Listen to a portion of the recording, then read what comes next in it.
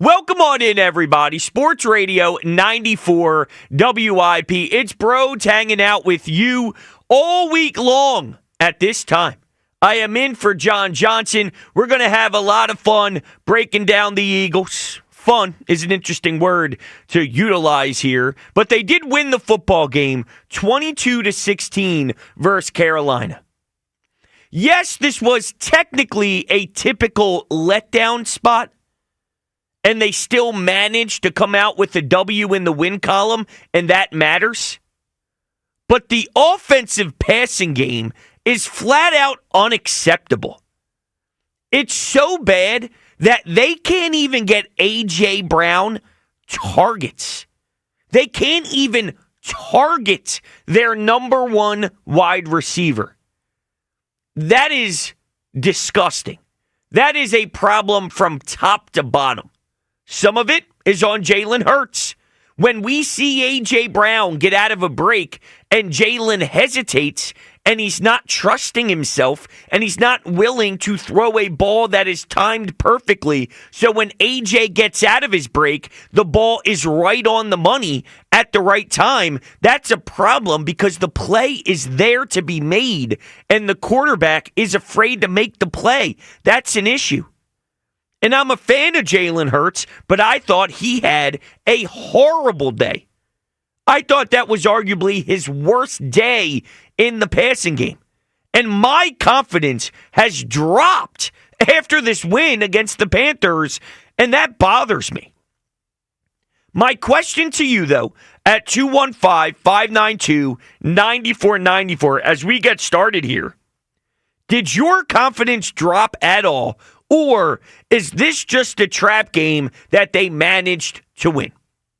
Do you look at this as they put together 9 straight victories, and there's no way in hell that you will ever win 9 straight games beautifully? And after you play the Commanders, the Ravens, the Rams, when you return home for a 1 o'clocker, when you're packaged together with all the other random games in a 1 o'clock slate, you're due for one of those gross, greasy games. And if that's how you feel, then you're just going to chalk this up to, it happens. But at least they secured the win, and they move on to the next week when they face the Pittsburgh Steelers. Is that the way that you embrace the outcome? Is that how you see the results that we just witnessed at the Link on Sunday afternoon? I can't do that. There is something fundamentally flawed in this passing game. It's egregious. It's not just me that's upset about it. It's A.J. Brown, too. Why don't we take a listen to the wide receiver who was very frustrated standing in front of his locker post-game? This is what the wide receiver said. The offense wasn't good enough. What are some things you think that the offense needs to improve on? Passing. Doesn't seem like the wide receiver one is very happy, and he shouldn't be. He's too good to deal with this nonsense. You got to remember that you have an all-time running back season happening right now. And when that's the case, other teams prioritize trying to stop Saquon. If you had Devontae Smith and A.J. Brown without a run game, that is sometimes nearly impossible to stop. But with arguably the best running back season in the history of the National Football League upon us here, you're still having this much trouble accomplishing a basic goal of getting the pass game going to a competent level? A.J. Brown not even getting 50 receiving yards is a joke against Carolina. I think of it like this. Deep down, I do believe in the defense, and I believe in the run game and how much that can will you to victory. But the passing game causes this entire team to be incomplete. Recently, let me paint a picture for you. Recently, I bought a shelf that had 1,000 different pieces to it, a bunch of different screws that had to be screwed into all these different shelves, and I was putting it together. Well, the idiot that I am, I lost a couple of those screws throughout the process. But by the end, I went, you know what? This is good enough. It was a little wobbly. It wasn't as stable as I wanted it to be. And do you know what happened? The whole thing collapsed one day. And I'm starting to figure, is it possible that this passing game, it's the missing screws? It's what makes the shelf wobbly. It's what makes this team wobbly. And eventually could be why they collapse. And it upsets me that we are here because I was so confident over the last 3 weeks. I was excited. I loved them. I appreciated them. This was such a disaster in the passing game. I can't even process how bad and ugly it really is. This is so unacceptable. It's unbelievable. I mean, Devontae and A.J. Brown are so good. They are so good as individual talents. The fact that I have to see on the broadcast twice A.J. and Devontae sitting on the bench, bickering and arguing, not at each other, but just the nature of how bad this is going and how they can't apply any sort of positive structure in the passing game as a whole. I mean, they are almost sitting there not even being able to fathom how egregious this really is. It's awful. It's not at a competent level. I mean, realistically, they should be a top-tier passing offense. But we have moved the bar so low that I'm trying to ask them to just be mediocre. And this is tragic, what we just witnessed against Carolina. And it's been this way all year long. So it's not a reaction just to one game. This is who they've been in the passing game. So my question to you, as we get started at 215-592-9494. Has your confidence dropped at all after this win against Carolina? Because mine did. Or do you just think this is the nature of a trap game and they managed to play to the standard of the competition? They happened to play down to who their opponent was. Even though a lot of you out there will look at Bryce Young back a few weeks ago when they played well against Kansas City, when they played well against Tampa Bay, and now this week, they're not that bad, Brodes. Yes, they are. Defensively speaking, yes, they are. Yes, they are. And what upsets me the most is I'm watching guys like Bryce Young and Adam Thielen create success in the intermediate passing game and just in general, utilizing the whole field. Adam Thielen looked like prime Randy Moss.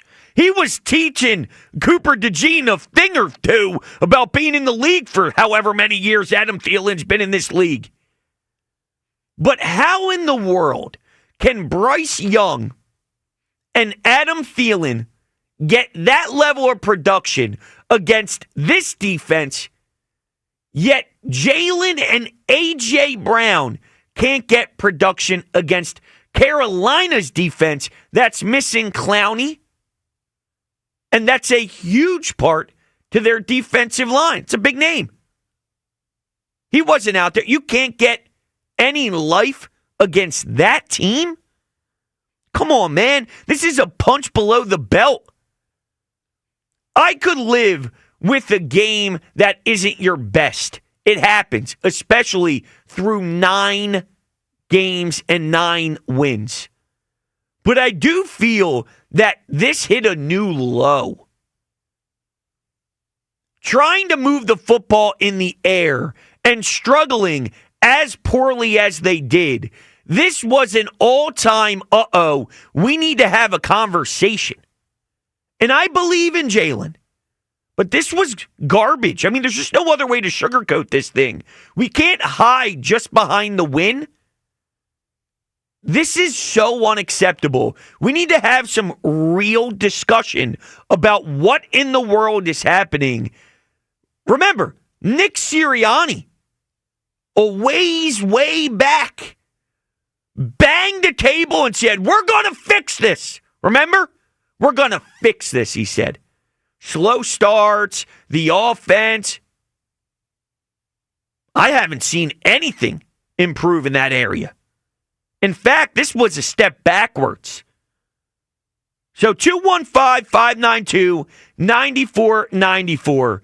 Has your confidence dipped at all after this 22-16 ugly win against the Carolina Panthers? Let's start things off with Doug in North Philly. What's up, Doug?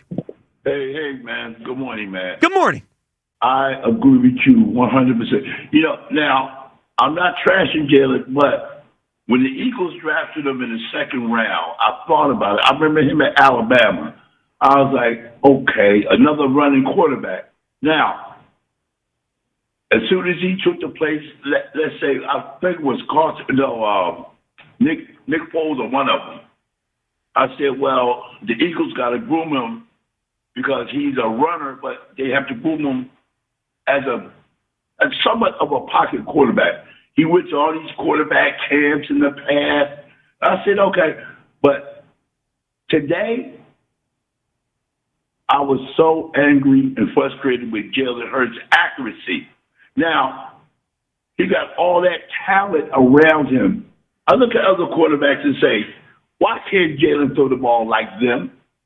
I mean, his accuracy he's been in the league for 5 years now?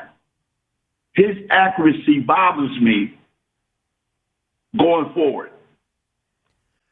And look, Doug, I appreciate the phone call here.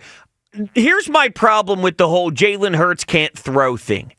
I mean, it looked really bad in this most recent game, and it's hard to defend anything he tried to do when letting the football rip. But I've seen him dominate throwing the football. So if I've never seen him do it before, then I would wonder if it's ever possible. But I've seen Jaylen with my own two eyes have an MVP season, go to a Super Bowl, and ball out. I mean, he was electric in the Super Bowl. He was clutch nonstop, responding to Chiefs drives. He was a man on a mission, and I've already seen him do it at this level. Now, he's never going to throw the ball like Josh Allen. He's never going to throw the ball like a gunslinger, but I don't need him to just be a close your eyes, bomb it downfield, 60 yards, every single time, and let's see that cannon of an arm. Doesn't need to be that. But it sure as hell can't be this. It can't be. It can't be this. What I just watched on display when A.J. Brown is running a route, beating his corner, right, beating his defender, and he has so much space and so much room to get the football and have a nice 10, 12, 14-yard gain, get right out of bounds, move the sticks, and continue a nice drive. And Jaylen just decided, how?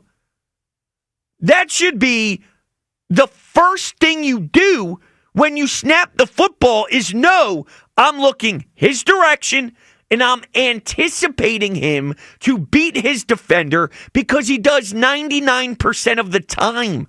You got to throw it prior to even seeing it open. This isn't breaking news here. This isn't rocket science. Trust your receiver to make the play, and he will because he's great. Part of me wonders if Jaylen Hurts, because of all the turnovers earlier in the year, is afraid to make a mistake. And while we don't want him to turn the ball over, obviously, that's never good. It can't be such a detriment that you're afraid to throw the football where you're missing the fundamentals. You know, some of these plays is just basic 101 pitch and catch. Let's throw the football. It's a 8-yard gain. Throw the football. This is basic NFL stuff that you need to cleanly operate to have any sort of real power to your passing game. It starts there. This is the foundation of it. You can't be afraid to make mistakes to the point where you can't execute the basics and the simplistic part of an offense. Now, I'm just speculating, but I'm wondering if there's a correlation between that and what we just witnessed. All right, so let's now take a listen to Seth Joyner. On his post-game, he broke down what he saw in this matchup, and this is what Seth had to say. The Eagles won, and normally you want to be positive when they win. I don't know whether I should say they were due for a game like this, as well as they've dominated and played the last few weeks. This was just bad football across the board, I think, coaching-wise and playing-wise. They didn't run Saquon Barkley enough in the first half, in my opinion. The last run defense in the National Football League, and you only run your top running back 9 times in the first half. Jaylen was very indecisive in this game throwing the football. I thought that hurt them early. I felt like this was the defense's worst game that they've had all season. The Eagles did a horrible job of rushing the passer today. They got some pressures, but they didn't get one single sack. A lot of drop coverages today. You know, as much as I love Cooper DeJean, he got taken to school by Adam Thielen today on more than one occasion. So if you want to know why the game was so close, there it is right there. And for all intents and purposes, the Eagles probably should have lost this game if Leggett catches that football. To me, this is one of the worst games that they've played in a long time. It was a tough game to watch because, you know, the Carolina Panthers are getting better, but there's no doubt about it. The Philadelphia Eagles are the better football team across the board. The only bright spot today, in my opinion, was Saquon Barkley. Saquon doing what Saquon does. Another 120-plus yard day. Yeah, Saquon is a machine. There's no doubt about it. He's just continuing to rack up these numbers, and he ho-hums his way to another 100-plus day. And it's funny because his day today, or I should say last night at this time, I say this tongue-in-cheek, of course, but it felt like a quiet day. You know, we're just so used to him being able to get 300 yards himself that a day like today is almost like, you know, I've seen him do better. And that's no knock on Saquon. Of course, I'm just having fun with this. But reality is, it was so ugly in so many other areas that this is a tough one for me. And it sucks that I feel this way because I was taking so much pride in who they become. I'd taken so much joy in the electric previous 3 weeks that I want to give them the benefit of the doubt. I do. I want to see what they do against Pittsburgh because let's go say they beat the Pittsburgh Steelers pretty good next week. Then we look at, you know, what happened against the Commanders short week, what happened against the Rams on the road, who just beat the Bills, by the way, that Rams team. So it was a good win to go on the road and beat the Rams when they were getting Puka back and him and Cooper Kupp, and they won 4 out of 5 at that time. And it was a damn good win. And, you know, you also go on the road and beat Baltimore. If you look at a 5-game stretch where you beat the Steelers as well, you beat the Panthers, we just didn't like the way it looked, that is a really good 5-game stretch without a doubt. So I want to give them the benefit of the doubt, but I'm having a hard time doing it because I thought the attempts of getting AJ and Devontae going is so problematic, knowing how talented they are. It's impossible with this skill level to be that bad trying to air out the ball. It can't happen. It's reached a point of unacceptable. Incompetent. And it's truly bothering me to the point where I now lost confidence after this win. And that should never be the case. 215-592-9494. Did you lose confidence at all after this win, or do you just chalk it up to this is a trap game? Because some think it was not a Doc Rivers scheduled loss, of course, but it was a Doc Rivers scheduled ugly win. It was a scheduled ugly win, and some are just writing it off as this was what we were going to get no matter what. And once you accept that, then you're good to go, and you move on to the next one. But how? How can you just say that when you put all this money into AJ? You draft Devontae Smith because this guy's a dog and a game changer. You think about surrounding Jaylen with not just Saquon in the run game, but his ability to be a threat in the pass game too. AJ and Devontae. And then I'm watching Johnny Wilson get targeted over A.J. Brown. I'm watching Jahan Dotson get looked at instead of A.J. Brown. There's something wrong here. And it could be as simple as Jalen's not as good as I want him to be. It could be Kellen Moore and Nick Sirianni are screwing this up from a scheme perspective. I think it's a combination of a lot of things. Because when it gets this bad, it's not just one problem. There's a lot of layers to this. So design, execution, those two. But it definitely has a lot of coaching involved at the same time. I can't just get them off the hook. They're a part of this. Kellen Moore was brought in here to make some serious changes. And what I see with our wide receivers is a lot of nonsense. 215-592-9494. We will continue rocking your calls as we prepare for our first break here. Coming up next, I thought Nick Sirianni made a genius in-game decision that helped secure the win. I'll tell you what that was. And like I said, we will continue rocking your calls. Would really love to hear from you. It's Brodes filling in for John Johnson right here on 94 WIP. Getting your thoughts on all things Eagles Panthers. Getting your thoughts on the way they won, the style they won.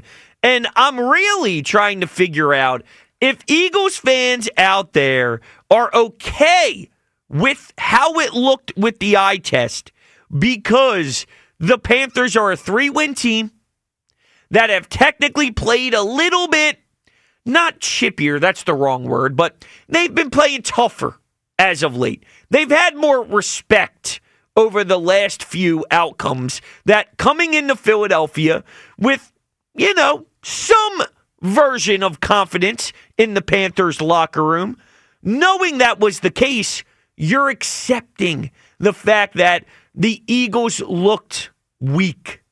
They didn't look as inspired as they did when they were facing the Baltimore Ravens or a Commanders NFC East type of battle on a short week for the division title at the time. Of course, it's probably going to be sloppy against Carolina. Is that how you feel? I can't get there. I can't rationalize that.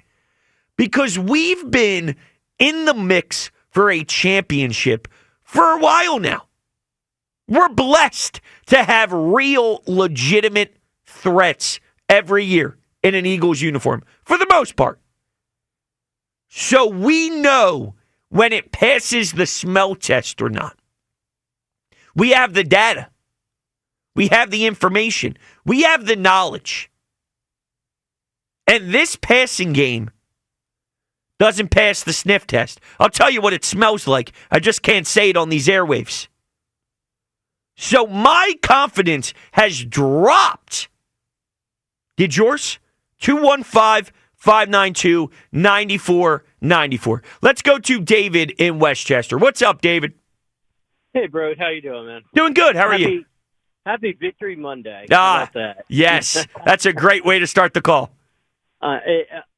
Today was just it was so abysmal. It's actually disheartening.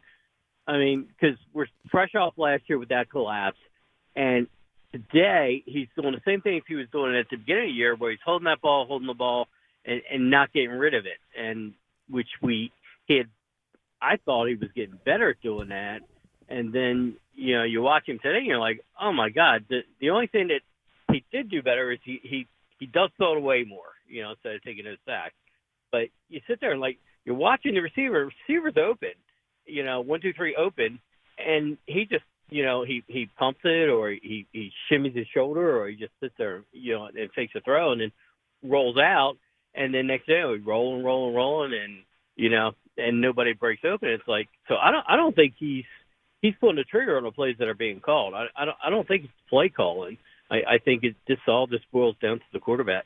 Sure, I think it definitely is, something to really, really look at, no doubt, is Jaylen and his inability to make simple plays that are available for sure. But I just feel it's so bad and it's so awful that I would be doing myself a disservice if I didn't wonder why on even a deeper level than just the quarterback play.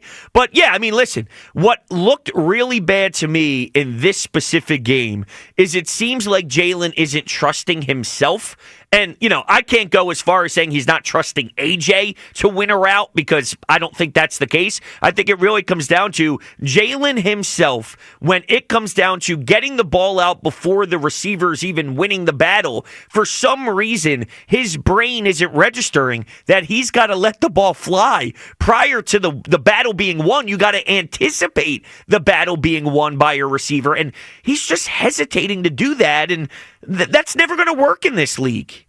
No, exactly, because when you get to the playoffs, you're playing against the better teams, and it's a three-win team. I mean they're terrible, and you get against like this week coming up is going to be a big test, because you're at Pittsburgh and they're always good on defense, and if he plays like this again, that's going to be a quote-unquote schedule loss, and I'm just having flashbacks to last year, like, oh, here we go. So at this point where, I was Super Bowl or bust, it's just going to be another year of, oh, great, they made the playoffs, Yeah, I hope it doesn't get to that point. David, thank you so much for the phone call. So I've seen some comparisons to last year and a, quote, collapse. I'm not there yet. I will say this. AJ being this upset post-game, we're at another crossroad. As a team, the Eagles were in a crossroad when they were 2-2 and had an early bye. They responded. Nick Sirianni, after screaming at his own fan base behind the bench, had a come-to-Jesus moment, if you will, and sort of tampered down a little bit. Got back to the right version of Nick Sirianni for this group. Credit to him. Right now, though, this could go one of two ways. And there is turmoil. I don't believe it's going to break them, but this is a interesting spot to be.